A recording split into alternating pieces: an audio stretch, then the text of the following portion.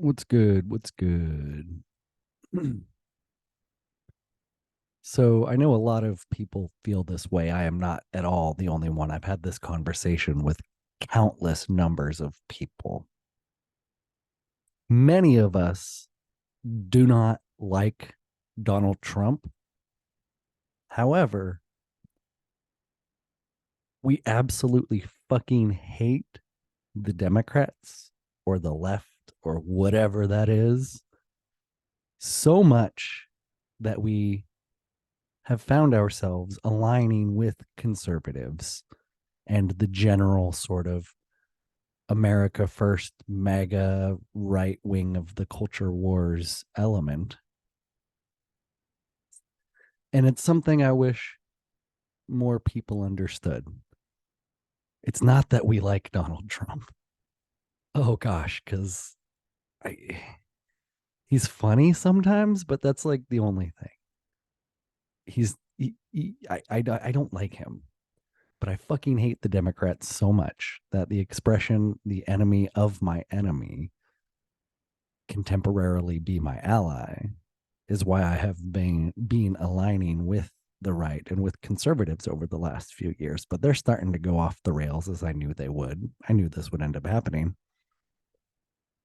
However, however, however, and I want to clarify first. I do not think the left is my enemy, but I know that they think I am their enemy. So that's kind of the mentality I'm operating from. If I know someone thinks I'm their enemy, well, shit, I need to do uh, some strategic moves to protect myself, which is why I've aligned with the right people, but I don't want to.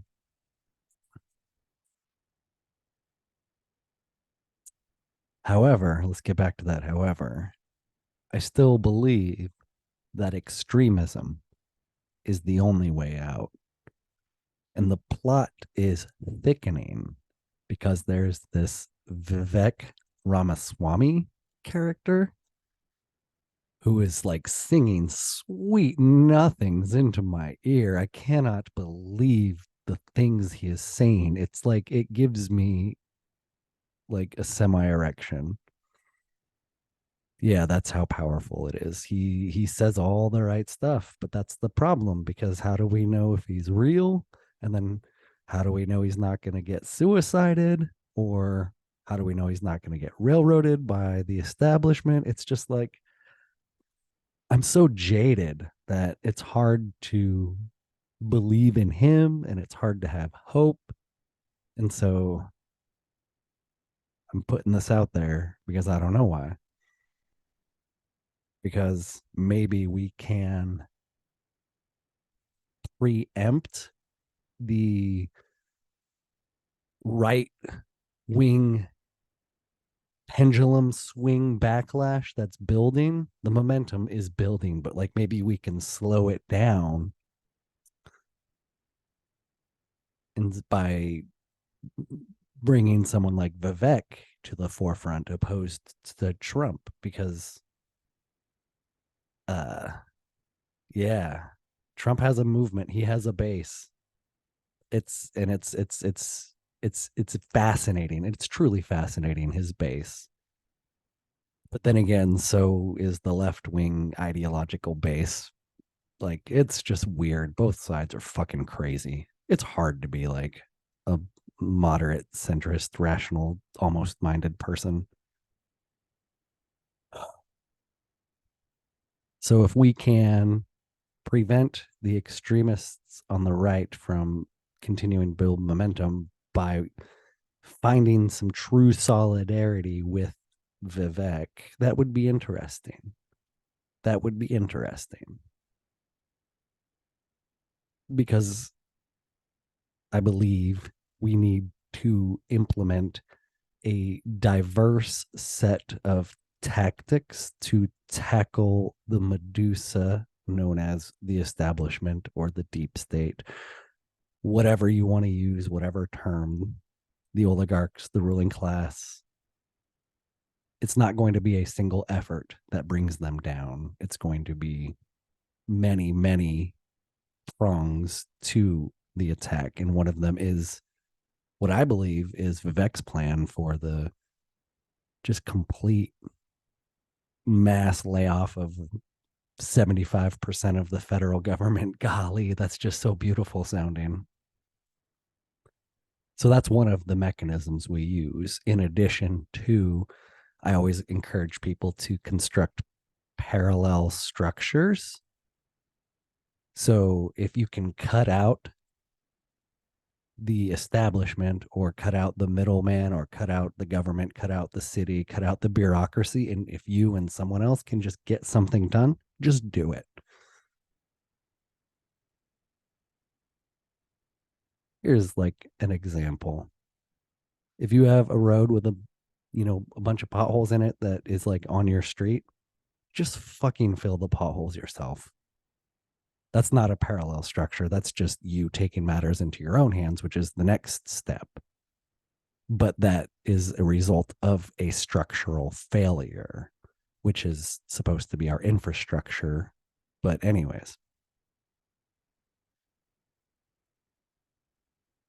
and then the final approach I want to just briefly touch on is just non-compliance, just straight up non-compliance. What's that? You can't sell raw milk? It's illegal to sell raw milk? Just fucking do it anyways. Just be subtle and discreet, but just do it.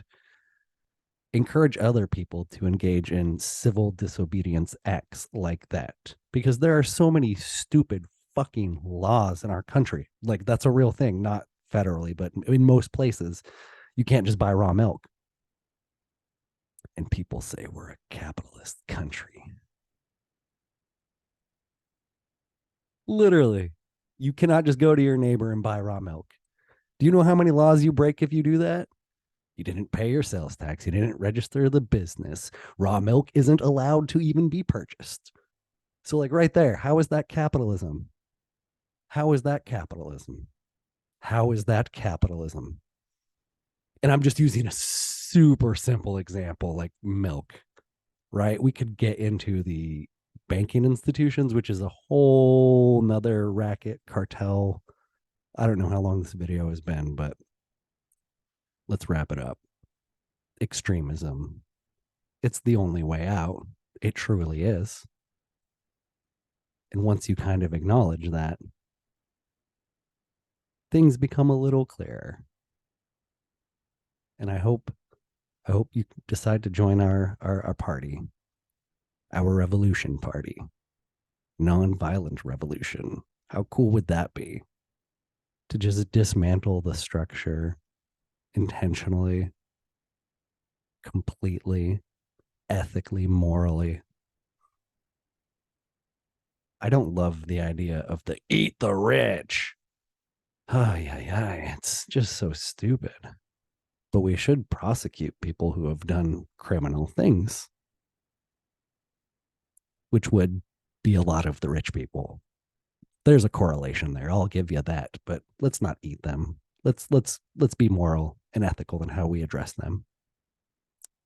Even though we're extremists, we are moral, because that is integral to constructing the foundation that we are going to build our future. Much love, y'all. Thank you for listening.